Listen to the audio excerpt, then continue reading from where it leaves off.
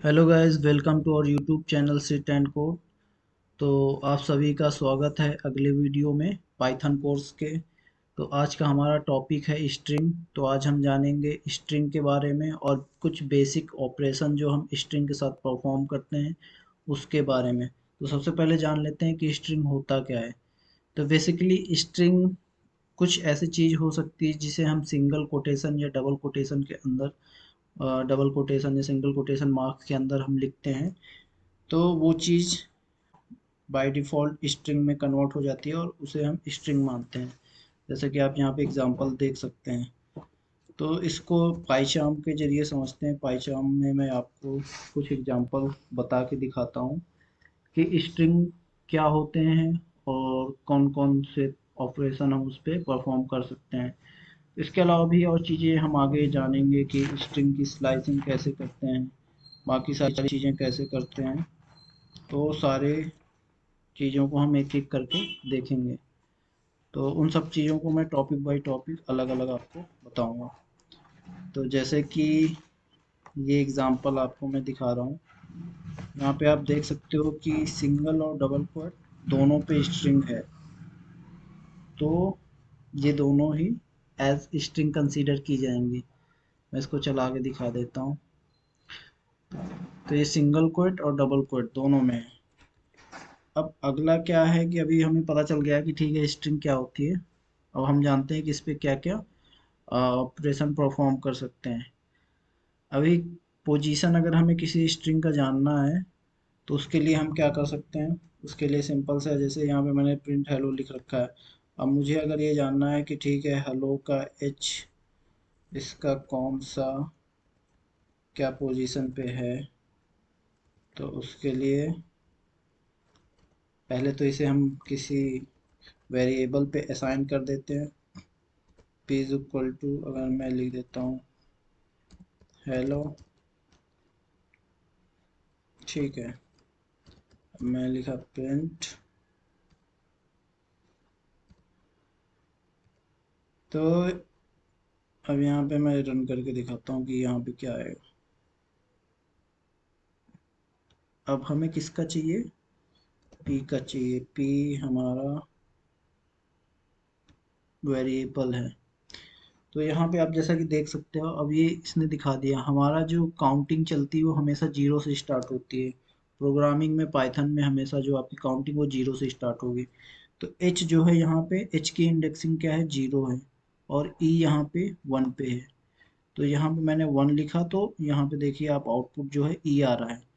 तो इस तरह हम जो है किसी भी पर्टिकुलर लेटर की अगर हमें जो है लोकेशन जाननी है, पोजीशन जाननी है, तो इस तरह हम जान सकते हैं।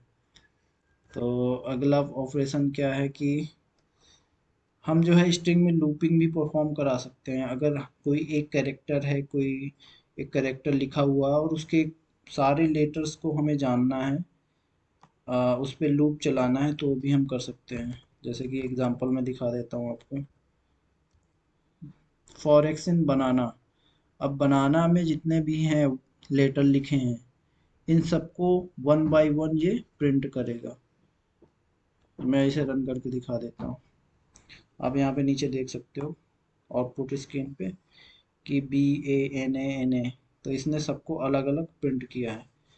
तो इस पे हम लूपिंग भी कर सकते हैं। इसके अलावा स्ट्रिंग की अगर हमें लेंथ जाननी हो तो उसके लिए len का यूज करते हैं। ये एग्जांपल आप देख सकते हो कि मैंने एक वेरिएबल लिया, उस पे ये स्ट्रिंग असाइन कर दी। अब मुझे जानना है, इसकी लेंथ जाननी है।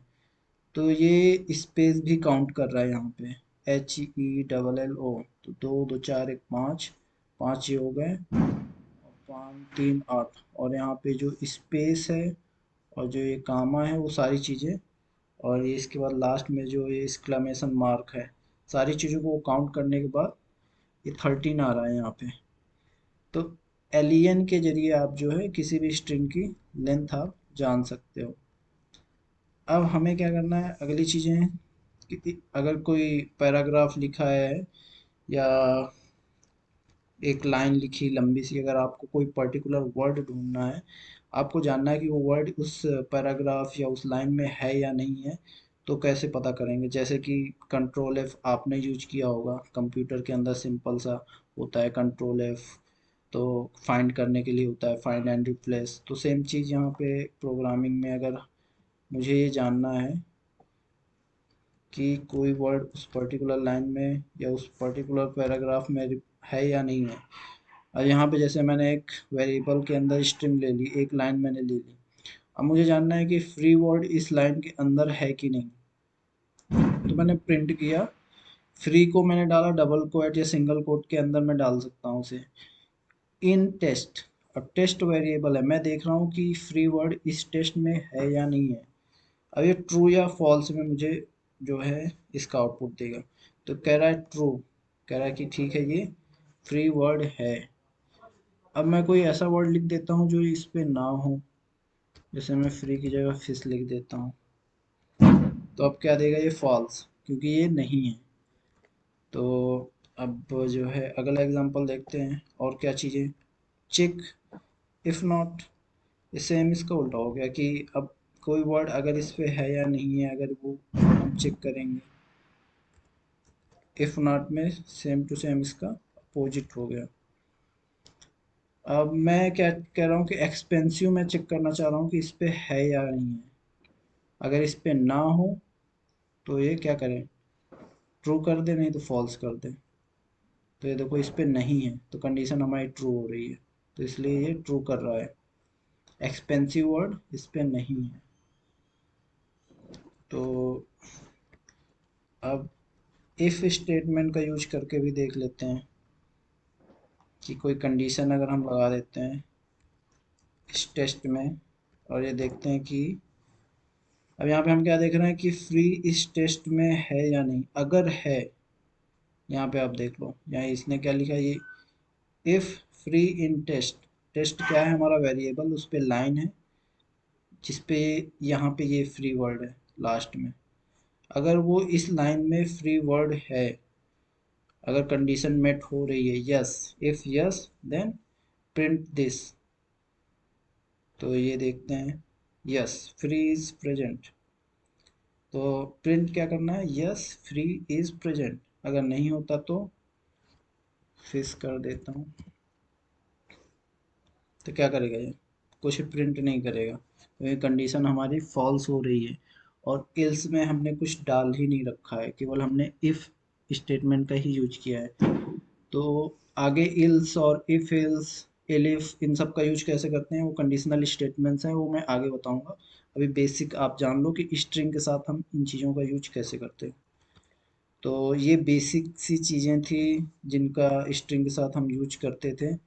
तो अगले वीडियो में मैं बताऊंगा कि स्ट्रिंग की स्लाइसिंग हम कैसे करते हैं। स्लाइसिंग में आपको जो है, अगर कोई पर्टिकुलर कोई लेटर आपको निकालना है या कोई जैसे कि ये वेरिएबल है टेस्ट txt। अब मैं चाहता हूँ कि केवल मुझे थिंग्स चाहिए, केवल इतना चाहिए, तो ये स्लाइसिंग हो गई। या मुझे लास्ट का दो वर्ड चाहिए, दो लेटर चाहिए केवल, तो वो मैं कैसे निकालूंगा? तो ये स्ट्रिंग स्लाइसिंग कहलाता है। तो ये हम अगले वीडियो में जानेंगे कि स्ट्रिंग स्लाइसिंग कैसे करते हैं। तो आशा करता हूँ आपको ये वीडियो अच्छी लगी होगी, और अगर आपको अच्छी लगी तो अपने दोस्तों के साथ, अपने रिश्तेदारों के साथ इसे शेयर करें। और कोई भी अगर आपको इन्फॉर्मेशन चाहिए, किसी चीज़ में डाउट है, तो आप कमेंट पे लिखें, मैं उसका रिप्लाई करूँगा। या किसी पर्टिकुलर टॉपिक पे वीडियो चाहते हैं तो वो भी बताएं, मैं उस पर ज़रूर बताऊँगा। तब तक के लिए अपना ध्यान रखें, मिलते हैं अगले वीडियो में।